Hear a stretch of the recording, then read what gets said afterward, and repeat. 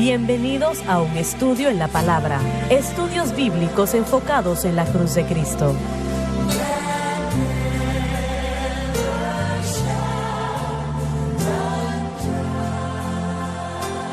Bienvenidos hoy a un estudio en la palabra. Soy el evangelista Jimmy Swaggart junto a Lauren Larson, el Dr. David Watts, el Dr. Don Paul Gray, John Rosenstern y nuestro invitado especial Jason Stidham. Jason, estás en medio de una situación. Es una vejera.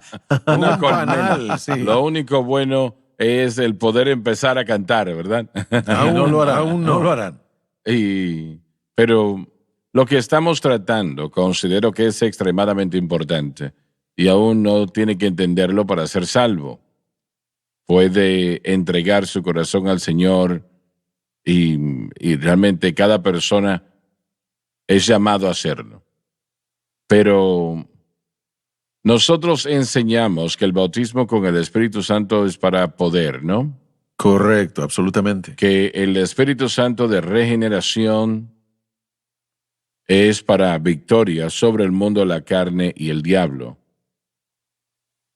Y cuando una persona es salva, no importa quién sea, viene a Cristo, esa persona tiene al Espíritu Santo y es imposible ser salvo sin el poder regenerador del Espíritu Santo, pero ese no es el bautismo con el Espíritu Santo. Son dos cosas totalmente distintas. Y yo creo que Hechos capítulo 2 tiene más que ver con el bautismo con el Espíritu Santo y la evidencia de hablar en otras lenguas que con cualquier otra cosa. ¿Lo ven ustedes de esa manera? Creo que es interesante. En el programa pasado, lo que mencionamos, el hermano Larson, el Dr. Gray, acerca del mover y la operación del Espíritu Santo en la vida del creyente antes del Calvario y después del Calvario, después de la muerte, sepultura y resurrección de Jesús, y en la ascensión y luego en el día del Pentecostés, escoltando o trayendo al nuevo pacto, escoltándonos a todos ahora como creyentes donde estamos, en la edad del Espíritu Santo. Yo creo que es, es interesante para mí poder entender cómo es que el Espíritu Santo obró antes del Calvario, cómo el Espíritu Santo obra ahora, porque sabemos que sí se les dio una medida del Espíritu Santo antes del Calvario. Los profetas de antaño recibieron la medida del Espíritu Santo en diferentes momentos, pero cambió después de la ascensión y después del día del Pentecostés. Así que yo creo que yo estaría de acuerdo con lo que se enseñó el programa pasado acerca de todo esto. En cuanto a la entrada del Espíritu Santo a la vida de los discípulos y a lo que tenemos el día de hoy, ya sea que le llame a eso la edad del Espíritu o la edad de la iglesia, esta dispensación en la que estamos actualmente, porque sí cambió la relación del Espíritu Santo con nosotros, y Jesús dijo que Él tenía que irse para que el Espíritu Santo pudiera venir de la manera en que lo conocemos. Así que yo creo que es importante enfatizar ambas cosas. Como dijo el hermano Larson, en cuanto al margen de tiempo, literalmente pudiera ser solo un instante. Pero podemos ver eso aún el día de hoy en una persona que le da su corazón al Señor, es salvada y es bautizada en el Espíritu Santo justo después una de la otra, pero no podemos decir que esa es la norma o es lo que sucede cada vez. No podemos ignorar qué es lo que sucede en la salvación. Una vez más, el libro de los Hechos, no hay duda alguna sobre el énfasis de los escritos de Lucas. Él está hablando de la propagación del Evangelio, del avance de la iglesia a todos los confines de la tierra, pero nada de eso es posible hasta que el Espíritu Santo pueda hacer dos cosas: regenerar y traer a ese individuo al cuerpo de Cristo, bautizado en Cristo, libre del poder del pecado. Ahí es donde el poder del pecado es roto, cuando el Espíritu Santo nos sumerge al cuerpo de Cristo, porque por un Espíritu todos somos bautizados en un cuerpo. Yo sé que mis amigos bautistas van a saltar por todos lados y van a decir que no es lo que significa, pero yo creo que en la salvación el Espíritu Santo bautiza al creyente en Cristo y regenera y comienza a morar dentro de uno. Eso es Romanos 6. Todo eso tuvo que comenzar en algún momento. Todo lo que hemos estado discutiendo es acerca de cuándo comenzó. Yo voy a ir más allá y diré que si no están de acuerdo conmigo, asegurémonos de que enseñemos y prediquemos cuidadosa y correctamente que antes de que una persona pueda ser bautizada con el Espíritu Santo, tiene que ser Para ser bautizada en salvos. Cristo, tiene que ser regenerada y su espíritu y su alma es Así recreado. Esas son promesas del antiguo pacto con respecto a la obra del Espíritu. Deuteronomio 30, versículo 6. Ezequiel 11, 19, 18 y 19 y 20, Ezequiel 36 y Jeremías 31. Entonces, en cierto momento, todo cambió para cualquier persona que acepte el plan de redención de Dios. Y eso es lo que tenemos el día de hoy. La regeneración, bautismo en Cristo, libertad del poder del pecado y la pena del pecado, y la presencia interna del Espíritu Santo inmediatamente comienza a obrar. Él no es un socio inactivo en cuanto a transformarme a la imagen de Cristo. Una vez que eso se ha establecido, yo soy una nueva criatura en Cristo y soy un candidato para el bautismo con el Espíritu Santo con la evidencia de hablar en otras lenguas. Y yo creo que los argumentos sobre Hechos 1:2 han hecho todo un poco más difícil para que podamos entender el entendimiento de lo que usted ahora sabe. Lo que sucede es que las enseñanzas de Hechos capítulos 1 y 2 han sido el medio por el que interpretamos las epístolas y no fueron diseñadas para eso.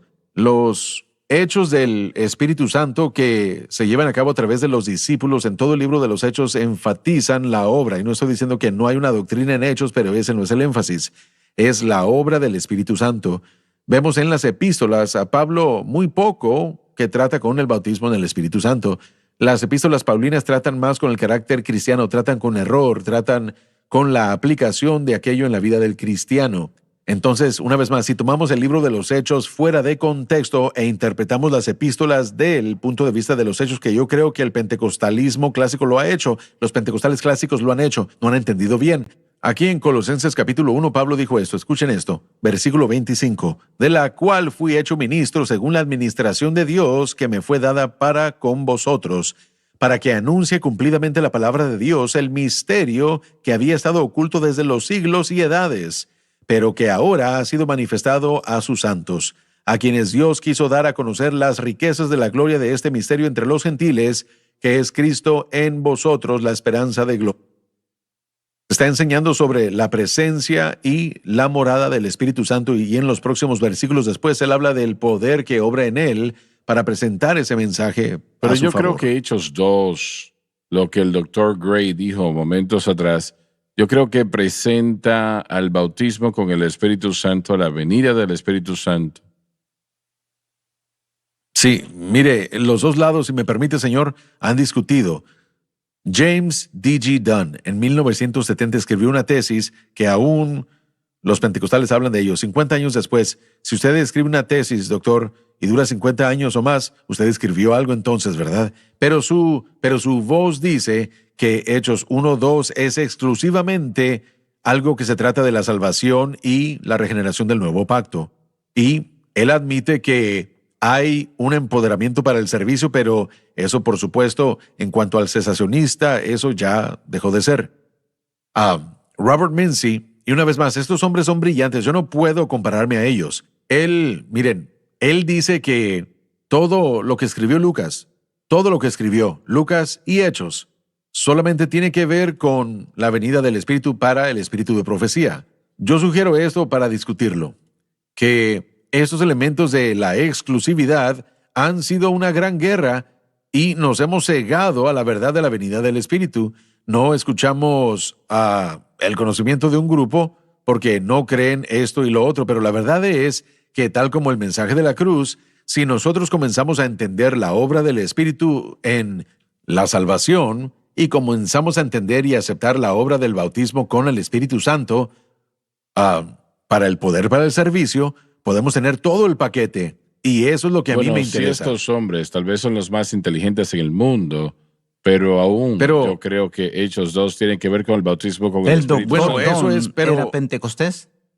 No creo que lo pueda usar para los hechos. Mire, le estoy diciendo que este hombre sí, pero todo lo que quiero decir, Sí. hermanos, es esto, que porque estamos discutiendo sobre qué es lo que significa, hemos perdido de vista lo que el Espíritu Santo hace.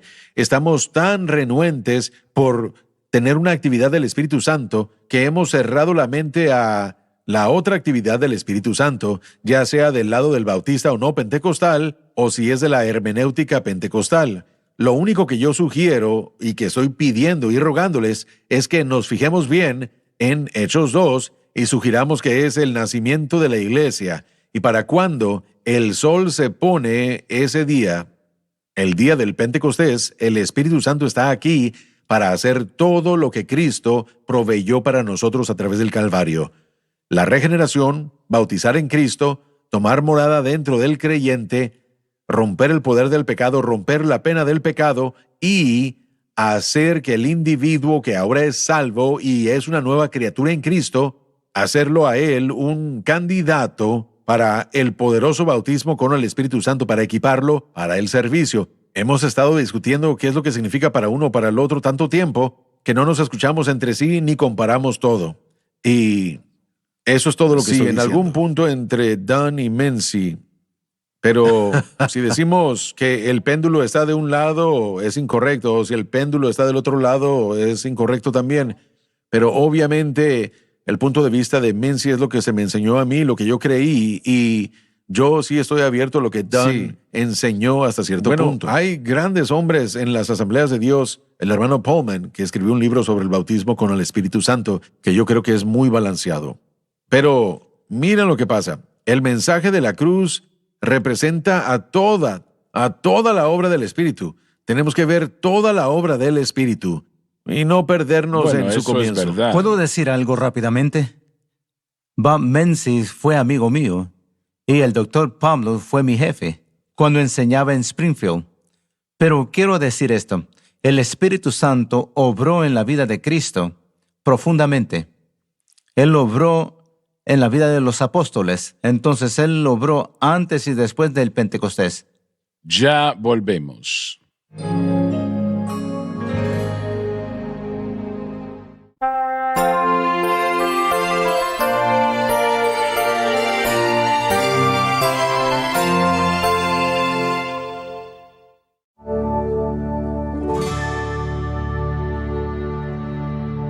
Estamos de vuelta.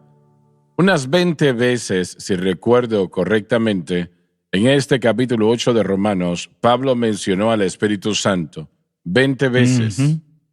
Y yo personalmente creo que él está hablando del Espíritu Santo que llega al corazón y la vida del creyente en el momento de conversión, en este momento en particular, ¿no? Y él no está hablando del bautismo con el Espíritu Santo acá.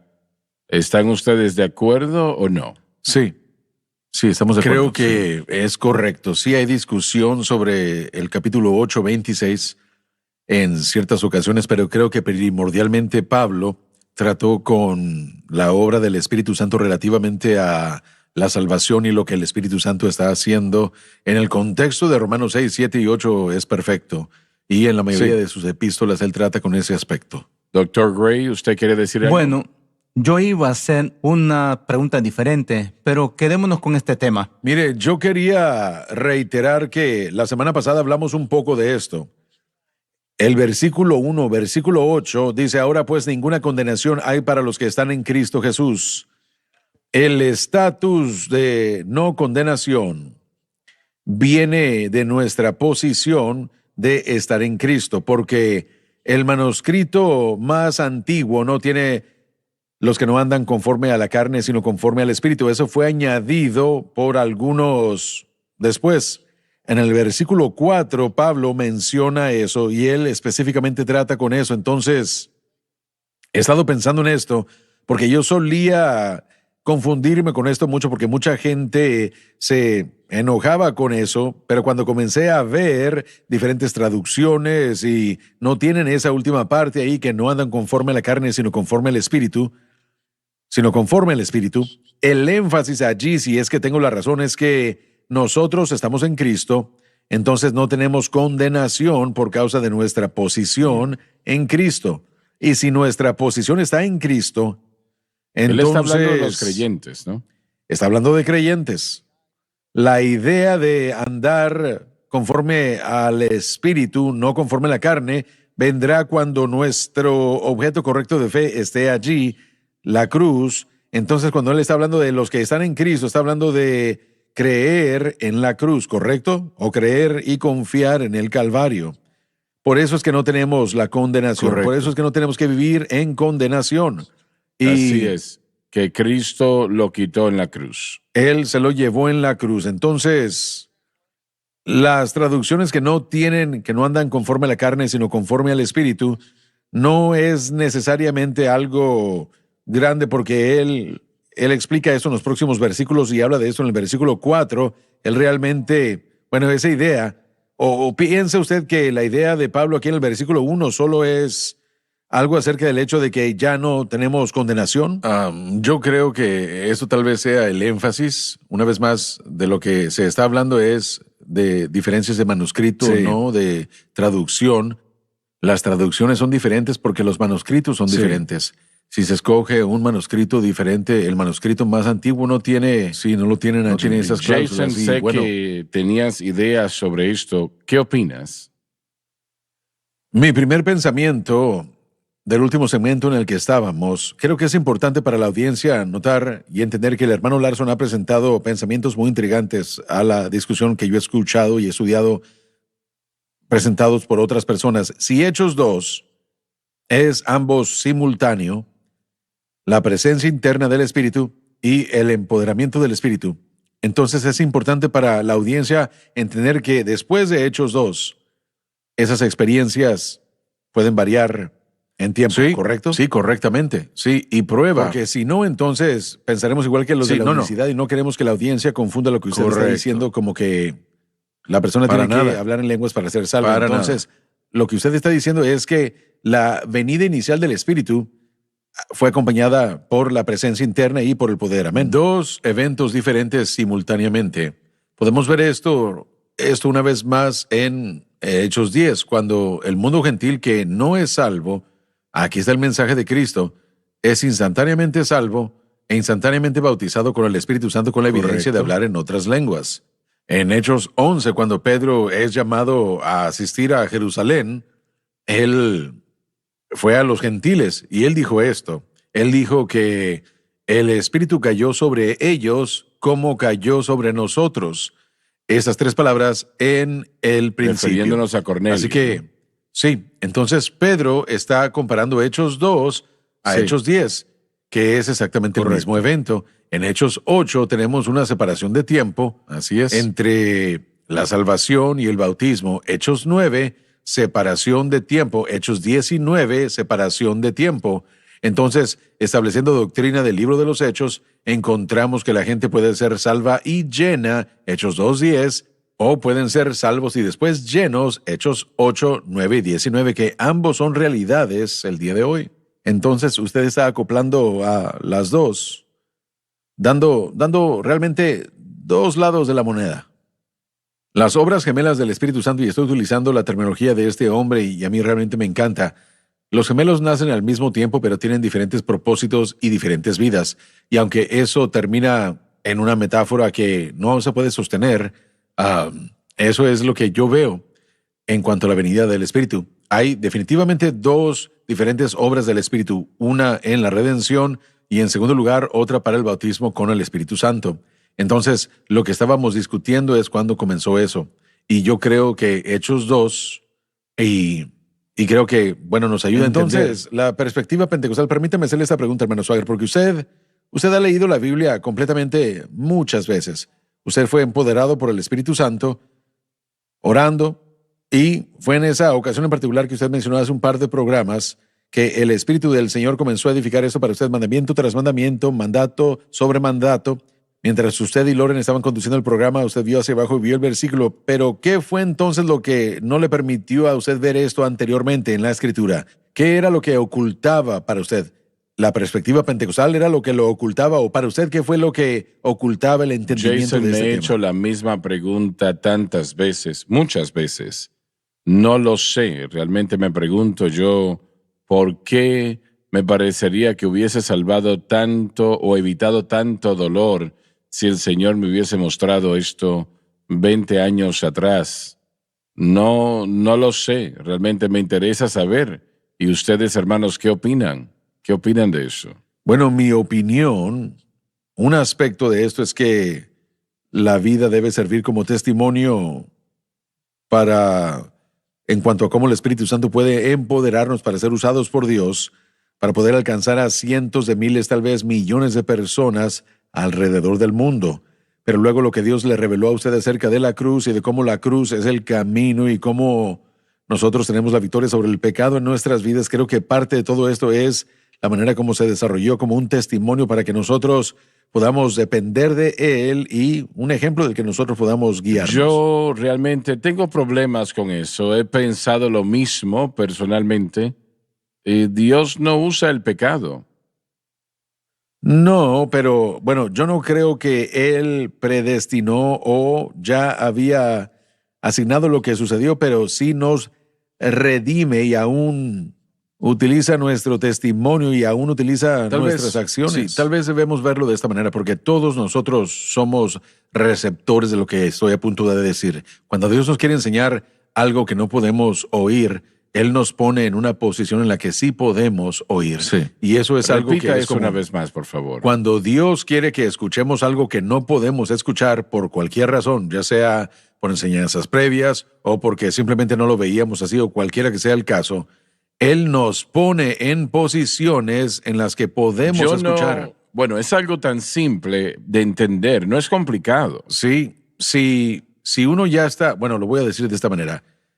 Cada creyente toma la decisión en cuanto a cómo vivir para Dios, y si esa decisión está equivocada, a veces se requiere de un toque eléctrico, un verdadero toque cambio eléctrico, para poder hacer que volvamos a ver con ojos frescos qué es lo que Dios ha hecho. Y esto no es criticar a nadie. Pablo escribiría en Efesios 2 o Efesios 1, 17, 18 y 19. Que él estaba orando por el espíritu de sabiduría y ciencia y la revelación de Cristo para que viniera sobre el pueblo que él entrenó. Entonces, nosotros siempre estamos necesitados de esa luz para incrementar. Y si no podemos tener esos oídos para oír, Dios va a ponernos en el lugar donde podamos. Y yo creo que eso es cierto de cada uno de nosotros. A veces simplemente avanzamos en lo que sabemos y no podemos oír lo que la otra persona está diciendo, no escuchamos lo que el Espíritu está diciendo. Dios nos ama demasiado como para dejarnos igual. A lo largo de los años, usted ha leído algunos de los mismos libros que yo he leído recientemente y usted ha encontrado información sobre el mismo tema que usted aprendió, pero no hubiera podido verlo hace 20 años. Sí, es verdad. He encontrado su gracia. Sí, Señor. Y Él suple cada necesidad. Mientras me siento y aprendo a los pies de Jesús, soy libre, verdaderamente libre. Es un gozo inefable y lleno de gloria, lleno de gloria, lleno de gloria. Es un gozo inefable y lleno de gloria y aún no se ha contado la mitad. Esto es algo que yo conozco. Le doy gracias a Dios por su misericordia, su gracia.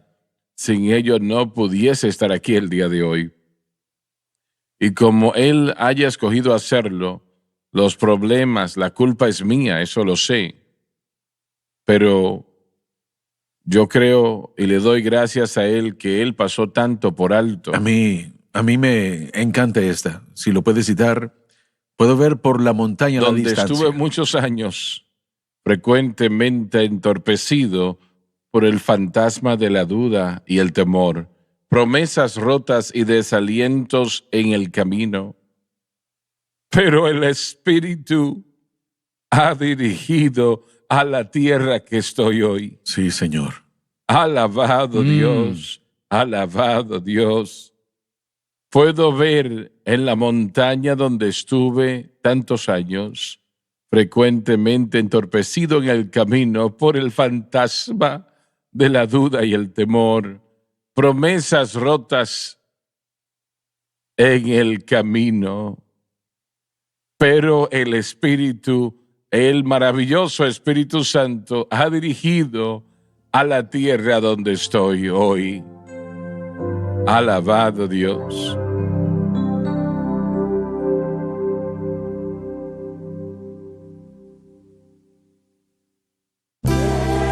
Gracias por acompañarnos en un estudio en la palabra.